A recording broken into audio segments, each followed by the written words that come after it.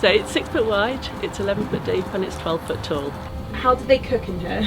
So you see the fire here, if you look carefully, I move the flowers out of the way, you've got little ovens. They're obviously painted shut now, but they used to bake in there and cook on there.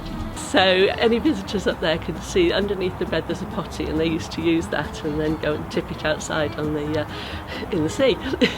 It's a single bed up there, right? It is at the moment, yes. Yeah. Was it ever a double? Yep, I've gone back through the census, and there's definitely records of couples living here. When they did, they used to lower the trapdoor that's there down and roll out a mattress to cover the whole floor, because the whole floor size is about the same size as a double bed. So how much was this house when it was first bought? Well, when it was last sold, I don't know about first bought, when it was last sold, it was sold for £20. Amazingly, we get people offering to buy it for £20 now, but I say no. How many people come in here? Per year, around about 50 to 60,000 people.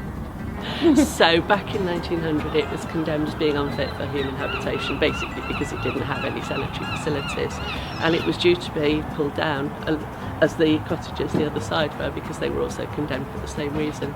But my great-great-grandfather, having only owned it for 9 years, was sitting in the pub bemoaning his fate to his friends, one of his friends being the editor of the local newspaper, Roger Dawson, and Mr Dawson said, well, it might be the smallest in the country, and of course being in the press business, he suggested they put adverts in all the local papers around the country asking people to send details of their small houses, which they did, and then my great-great-grandfather and Roger Dawson went around the country measuring them all, worked out it was the smallest, appealed to the council, and they said, well, okay, we won't let you pull it down, but nobody can live in it. So from 1900 onwards it's been open as a tourist attraction, and in the 1920s the Guinness Book of Records verified that it was the smallest in the country. There is a story that actually there used to be a family of 6 living here. Really? Mum, Dad and 4 kids, and that the kids used to sleep on hammocks hung between the beams upstairs.